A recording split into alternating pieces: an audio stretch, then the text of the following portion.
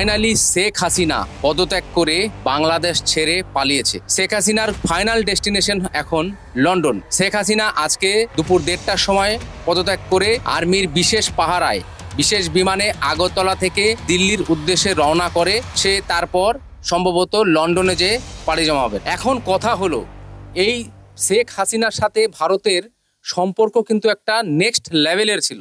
এতই সম্পর্ক ভালো ছিল যে দু দেশের নাগরিকরা অনায়াসে যাতায়াত করতে পারত। এমনকি বাংলাদেশিদের ভিসা খুব সহজেই পাওয়া যেত।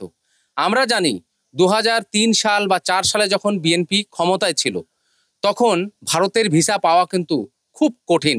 হাতে গোনা কয়েকটা ভিসা ইস্যু হতো তখন। এভাবে গণহারে সবাইকে ভিসা দেওয়া হতো না। এমনকি তখন ভিসা পেতে গেলে ভারত থেকে ইনভাইটেশন লেটারের প্রয়োজন পড়তো। কিন্তু আওয়ামী লীগ সরকার আসার পর ভারতের সাথে সম্পর্কর উন্নতি ঘটে। ধাপে ধাপে বাংলাদেশ এবং ভারতের মধ্যে সম্পর্ক নেক্সট লেভেলে যাওয়ার কারণে ভারত সরকারও ধাপে ধাপে বাংলাদেশি নাগরিকদের জন্য তাদের দেশের ভিসা খুব সহজ করেছিল। খুব সহজেই ভিসা পাওয়া যেত এবং ভিসা ইস্যুর যে একটা সংখ্যা ছিল সেটাও ছিল অনেক। আগে যেরকম হাতে গোনা ভিসা দিত, এখন কিন্তু গণহারে ভিসা দেওয়া হয়। এখন প্রশ্ন হলো, যেহেতু শেখ হাসিনা দেশ ছেড়ে চলে গেছে পদত্যাগ করে, উনি আর বাংলাদেশের প্রধানমন্ত্রী নেই, এখন বাংলাদেশে সেনা প্রধান চালাচ্ছে।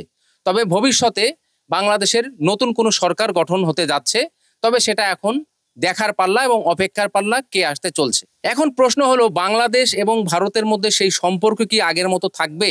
ভারত কি আগের মতোই বাংলাদেশিদের যেভাবে গণহারে ভিসা দিচ্ছিল সেভাবে কি ভিসা দিবে? আর ভারতের ভিসা পাওয়া যেমন সহজ ছিল ঠিক তেমনই কি আগের মতোই সহজ থাকবে না কঠিন হবে? সেটা নিয়ে অনেকের মনে সংশয় এবং প্রশ্ন। এগুলির উত্তর হচ্ছে, আমি মনে করি যে সরকারই আসুক না কেন ভারতের সাথে তার সম্পর্ক ভালোই থাকবে। মনে রাখবেন, পাড়া প্রতিবেশীর সাথে ঝগড়া করে ভালো কিছু করা যায় না। ভারত হলো একটা প্রতিবেশী দেশ, তার সাথে সম্পর্ক ভালো বজায় রাখতে হবে। এটাই আমি আশা করি বাংলাদেশে যে সরকারই আসুক না কেন তারা ভারতের সাথে সুসম্পর্ক বজায় রাখবে এবং ভারতের ভিসাটাও আগের মতোই সহজ থাকবে বাংলাদেশিদের জন্য। আর ভারতীয় নাগরিকদের বাংলাদেশের ভিসার ব্যাপারে তো কোনো কিছু বলার নেই, কারণ সেই ভিসা পাওয়া তো একদম পানির মতো সহজ। যেই আবেদন করেন না কেন বাংলাদেশিরা কিন্তু ভিসা পেয়ে যায়। বাংলাদেশ ভারতীয় নাগরিকদের ভিসা তেমন রিজেক্ট করে না, যদিও 2-1টা রিজেক্ট করতে দেখা গেছে, তবে সেই পার্সেন্ট যদি আমি বলি সেটা 0.5%, মানে 1%ও না। শতকরা 100%-এর মধ্যে 99.5%ই বাংলাদেশ সরকার ভারতীয়দের ভিসা দিয়ে থাকে। তবে বাংলাদেশের নতুন সরকার আসলে কি করবে সেটা এখন দেখার বিষয়। আর তবে আমি মনে করি দু দেশের সম্পর্ক ভালো থাকবে, এখন যেরকম ছিল ভবিষ্যতে আরও ভালো সম্পর্ক হবে। কারণ দিনে দিনে আমরা কিন্তু ডেভেলপ করি, আনডেভেলপ করি না। আজকে একটা জিনিস শিখলাম, কালকে নতুন আরেকটা জিনিস শিখবো, পরশুদিন আরেকটা নতুন জিনিস শিখবো। এভাবে সম্পর্কটাও ধীরে ধীরে যত দিন যাবে তত ভালো বজায় রাখবো। আর তাতে দু দেশের সম্পর্ক ভালো থাকবে। আর ভারতীয় নাগরিকদের বাংলাদেশে আসতেও সমস্যা হবে না, বাংলাদেশি নাগরিকদেরও ভারতে যেতে কোনো সমস্যা নেই। ভিসা আগে যেরকম দিত এখনও আশা করি সেরকমই দিবে। তবে এখন সেনা প্রধান দেশ চালাবে কয়েক মাস বা বছর, এটা সঠিক জানি না কতদিন চালাবে, দেখার বিষয়। এখন সেটা সামনে কি হয় আপনারা দেখতে পারবেন। আর ভবিষ্যতে যে সরকারই আসুক না কেন সেই সরকার যেন একটা ডেমোক্রেসিক কান্ট্রি গড়ে তুলে গণতান্ত্রিক অধিকার প্রত্যেকটা নাগরিকের যেন থাকে, সেই জিনিসটা নিশ্চিত করতে হবে। এবং যে সরকারই থাকুক না কেন সেই সরকারের বিরুদ্ধে ফেসবুকে পোস্ট করা যাবে, মন্তব্য করা যাবে, ব্যক্তিগত কথা বলা বা পোস্ট লিখার স্বাধীনতা দিতে হবে। এরকম কোনো সরকারকে আনতে হবে। বাংলাদেশে এই 15টা বছর শেখ হাসিনা আসলে জ্বালাই খাইছিল। আসলে আমরা ইউটিউবাররাও ভয়ে বলতাম না, কারণ আমরা যদি বলতাম তাহলে ডিজিটাল আইসিটির অ্যাক্ট দিয়ে আমাদেরকে জেলে ঢুকিয়ে নিত। এই কারণে আমরাও ভয়ে বলতাম না। কিন্তু আজকে আপনাদের কি বলবো, ঈদ মোবারক, মানে একটা ঈদের ফিল হচ্ছে। যেহেতু আমি বাংলাদেশে নাই, তবে আমি যেখানে আছি এর ঠিক 100 কিলোমিটার পাশ দিয়ে গয়া এয়ারপোর্ট, ভারতের বিহারের গয়া এয়ারপোর্ট। এই দিক দিয়েই শেখ হাসিনার ফ্লাইটটা দিল্লির উদ্দেশ্যে গেছে।